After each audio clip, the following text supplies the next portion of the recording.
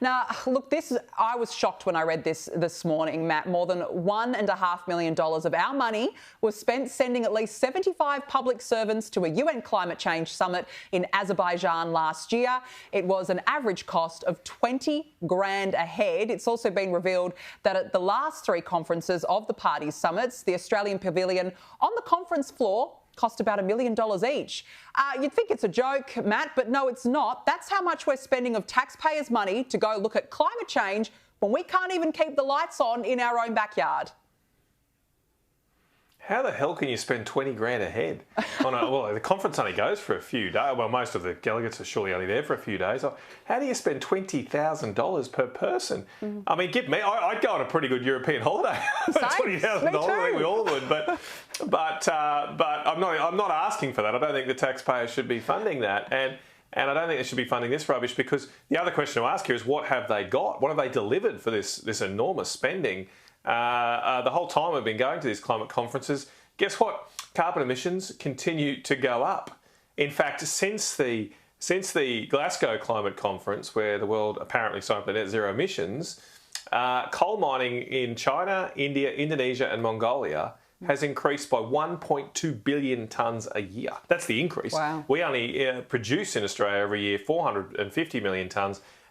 So nearly 3 times that amount has been the increase in those countries. So it's all been for naught, and maybe some of these officials have had a wonderful European or other, wherever they go these days, holiday at the taxpayers' dime. And keep in mind, this is just the very thin edge of the wedge. The Labor Party now wants to host the whole shebang. They want to host the climate change conference here in Australia next year. That Glasgow conference I just mentioned, that cost UK taxpayers $500 million Australian. And so that's about what the bill will be up for. This could be Voice 2.0. Yeah. This will be the Anthony Albanese's second-term Voice, where he spends $500 million on a useless climate conference that produces no results, just like the Voice did, and it's money we have to borrow. We don't have it. No, exactly. I mean, it just baffles the mind that they want to hold it here in Australia. What an absolute waste of money. Before we let you go, the Prime Minister today has confirmed that he will visit China this weekend. 4 meetings with China, Matt, none with the US. Why is the Prime Minister so at ease with China?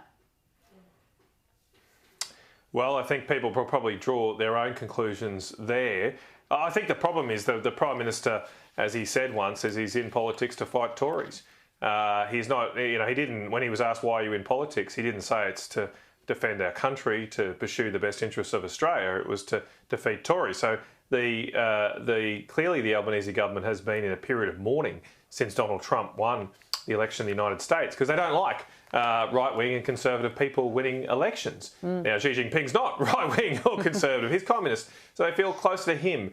But they've got it. When you leave our shores, when you leave Australia and go and represent the Australian government, you need to put those partisan political interests aside and put the nation's interests first. And this is a very scary time for our country, because clearly our nation's interests continue to be to have a strong relationship with the United States, our most important friend and ally in the region, a fellow democratic country with a long history with, fighting alongside whoever is in the White House. That has to happen.